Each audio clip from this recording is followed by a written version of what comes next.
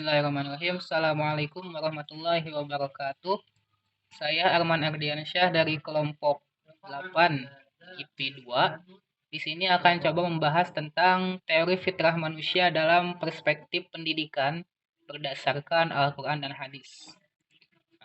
Objek pembahasan yang saya bawa kali ini meliputi definisi dari fitrah, kemudian dalil nakli tentang fitrah, komponen potensial fitrah, tujuan pendidikan Islam, terakhir fitrah dalam perspektif pendidikan Islam. Yang pertama, dari definisi. Secara etimologi, fitrah itu berasal dari kosakata bahasa Arab yakni fatoro yang artinya kejadian. Menurut Quraisy Shihab mengungkapkan dalam tafsir Al-Misbahnya, fitrah adalah menciptakan sesuatu pertama kali tanpa ada contoh sebelumnya. Jadi permulaan itu fitrah menurut Quraisy Shihab. Kemudian menurut Mustafa Al-Marogi dalam kitab tafsirnya, Al-Marogi mengatakan bahwa fitrah adalah sebagai kondisi penciptaan manusia yang mempunyai kecenderungan atau bias untuk menerima kebenaran. Jadi fitrah manusia itu mencari kebenaran. Kemudian dari sisi agama, fitrah bermakna keyakinan agama, yakni bahwa manusia itu sejak lahir telah memiliki fitrah beragama tauhid atau ketuhanan, yaitu mengesahkan Allah. Kemudian ada hadis Nabi dari Abu Hurairah yang berbunyi, An Abi Hurairah radhiyallahu anhu qala qala Rasulullah sallallahu alaihi wasallam. Dari Abu Hurairah, semoga Allah meridhoi kepadanya, berkata, Rasulullah sallallahu alaihi wasallam telah bersabda, kullu mauludin yuladu alal fitrah. Setiap anak atau setiap manusia yang dilahirkan ke dunia itu ada dalam keadaan fitrah. Fa'abawahu yuhawidanihi au yunassiranihi au yumajjisanihi. Kemudian kedua orang tuanya lah yang menjadikan anak itu menjadi Yahudi, Nasrani atau Majusi. Kama salil bahimati tuntajul bahimata hal taro fiha jada'a. Sebagaimana binatang ternak yang melahirkan binatang ternak dengan sempurna, apakah kalian melihat ada cacat padanya? Dalam hadis ini dijelaskan bahwa setiap manusia itu lahir dalam keadaan suci atau bersih, tidak membawa dosa apapun, dan kemana arah anak itu tergantung dari orang tuanya atau dari lingkungannya. Kemudian Allah berfirman dalam Quran surat 30 ayat ke-30, A'udzubillahi minasyaitonirrajim.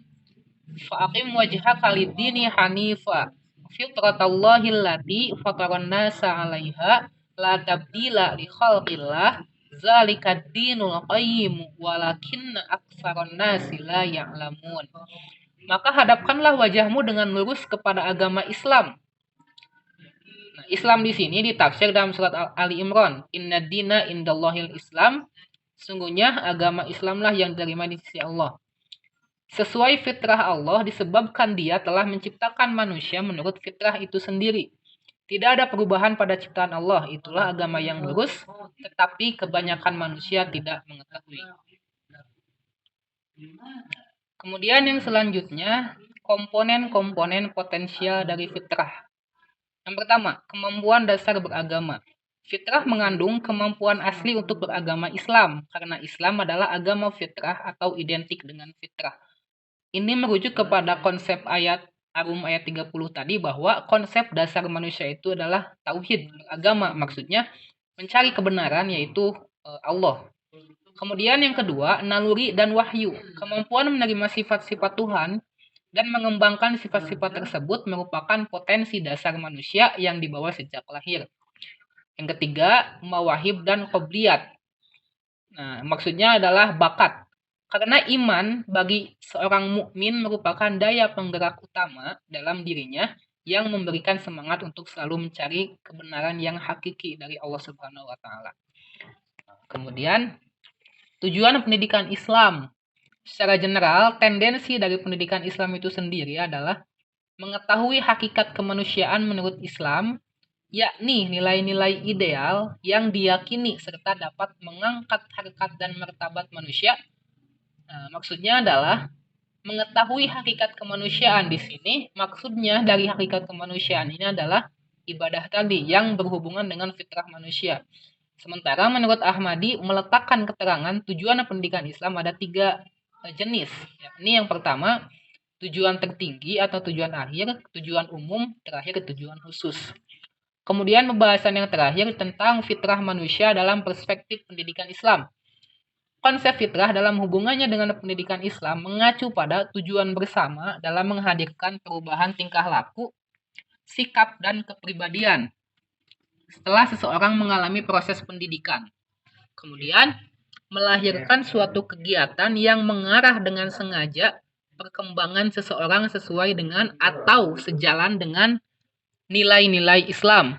Suatu sistem yang membawa manusia ke arah kebahagiaan dunia dan akhirat, baik melalui ilmu maupun melalui ibadah, karena pada hakikatnya tujuan akhir dari pendidikan Islam itu sendiri adalah pencapaian kebahagiaan hidup di dunia dan kesejahteraan di akhirat.